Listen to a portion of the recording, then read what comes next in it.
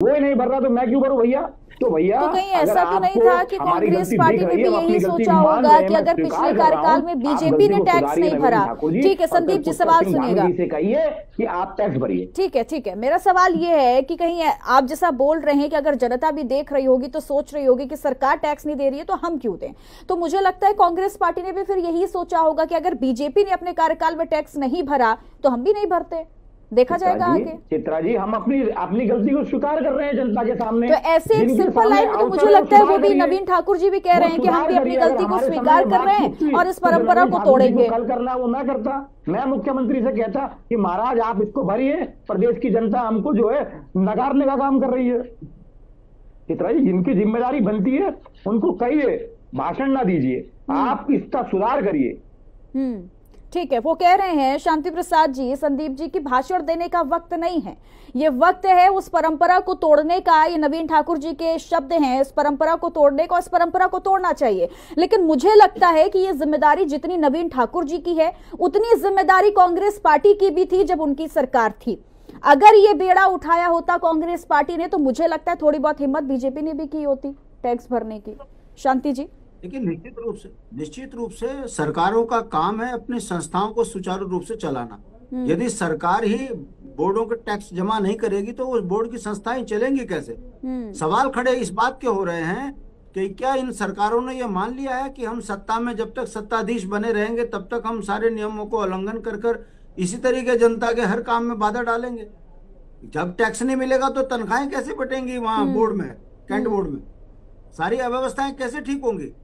दूसरी बात, अभी भाजपा प्रवक्ता ने बोला कि यूकेडी वाले ने ऐसे ही बोल दिया। अरे भाई, आपके मीडिया प्रभारी रणवीर चौहान बोल रहे हैं कि कांग्रेस ने जमा नहीं किया तो हम भी नहीं कर रहे। तो ये कोई सही तरीका थोड़ी ना है बोलने का। भाई, कांग्रेस ने गलती करी तो आपको सत्ता मिल गई, आप व्यवस्था सुधारिए। चित्रा जी, कितने दुर्भाग्य की बात है, चैनल पे बोल रहे हैं कि देश की आर्थिकी बढ़ गई, उत्तराखंड में हमने 1% भारत में सबसे ज्यादा टैक्स अर्जित किया, और नौकरियां दे नहीं रहे, व्यवस्थाएं बन नहीं रही। ये कैसा विकास है कि कागजों में तो आप नंबर 1 बताते हो अपने आप को, मगर सड़कों पर लड़के पीटते हैं। सरकार का काम होता है सुरक्षा देना, व्यवस्थाओं को सुचारू चलाना और आम जनमानस को जो है उसके अधिकारों को दिलाना। मैं पूछना चाहता हूं आपके माध्यम से, स्वास्थ्य की व्यवस्था क्या उत्तराखंड में ठीक है? नहीं है।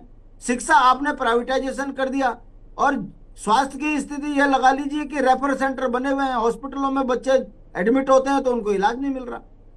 कहने का मतलब है तो क्या किसी ये सरकार का फेलियर माना जाएगा? मतलब संजय नागपाल जी, ठीक है, संजय नागपाल जी, ये सरकार का एक बड़ा फेलियर है जिसके जरिए सरकार तो झेलेगी, बाकी उत्तराखंड की जनता को भी बहुत कुछ झेलना पड़ेगा। जी चित्रा जी, मैं आपसे बिल्कुल सहमत हूं। जैसा आप कह रहे थे कि टैक्स जमा करने में, टैक्स भुगतान करने में जैसे कांग्रेस की भूमिका रही, वही भूमिका भाजपा की भी रही है। मैं आपको और बता दूं कि राज्य स्थापना से लेकर के आज तक वायुसेना के विमानों का उपयोग तो सरकारें खूब करती हैं, आपदा प्रबंधन में भी होता है। 200 करोड़ का जो है रिकवरी भेजी हुई है अगस्त सितंबर 24 में ही। उन्होंने कई बार पत्राचार किया है कि हमारा कार्यक्रम कैसे चलेगा जब 200 करोड़ रुपए आप हमारा नहीं दे रहे हो। तो वायुसेना का 200 करोड़ बकाया है। सभी संस्थानों का देना ही नहीं चाहते, वो कांग्रेस ने भी नहीं दिया है, ना भाजपा ने दिया है। एक दूसरे के ऊपर ये ठीकरा फोड़ते हैं कि कांग्रेस ने नहीं दिया तो हम दे रहे हैं, हमने 5 करोड़ दे दिया, 1 करोड़ दे दिया। अब 200 करोड़ तो वायुसेना का है, तमाम जो है ये छावनी परिषद का पैसा है और तमाम संस्थानों का पैसा है, बिजली विभागों के पैसे पेंडिंग रहते हैं, पानी का पैसा नहीं देते हैं। मतलब ये कोई विकासशील प्रदेश में कोई अच्छी योजना नहीं है, ये इनकी कार्यशैली नहीं है। बिल्कुल, क्या जवाब देंगे नवीन ठाकुर जी इसका? वो तो एक बड़ा आंकड़ा पेश कर देखिए, रहे हैं ना। मुझे लगता है डिबेट 3+1 चल रही है।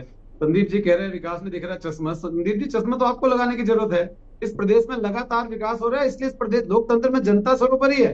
2014 से लेकर अब तक आप देख लीजिए, जनता ने आपको विपक्ष में बिठा रखा है। 0 मिल रहा है आपको, 14 में 0, 19 में 0, और उसके बाद अभी 24 में 0।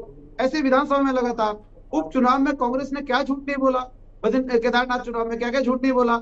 लेकिन प्रदेश की यशस्वी जनता ने, देवतुल्य जनता जीरो ने देखिए, आपको आप आईना दिखाया ना, टैक्स भरेंगे, जनता को विकास दिख रहा है, जनता का टैक्स विकास हो भरेंगे रहा है, मुख्यमंत्री इसीलिए जी। जो है इस प्रदेश की आप बताइए क्या देवतुल्य भरेंगे, जनता आप हमारे भारतीय को जनता पार्टी को कोसेंगे? अपना जो है आशीर्वाद दे रही है। टैक्स और आप भरने की निश्चित मंशा है रहिए, पुष्कर सिंह लोकतंत्र ठाकुर में जी की। जनता ही सर्वोपरि है और जनता ही मंशा। रहेगी।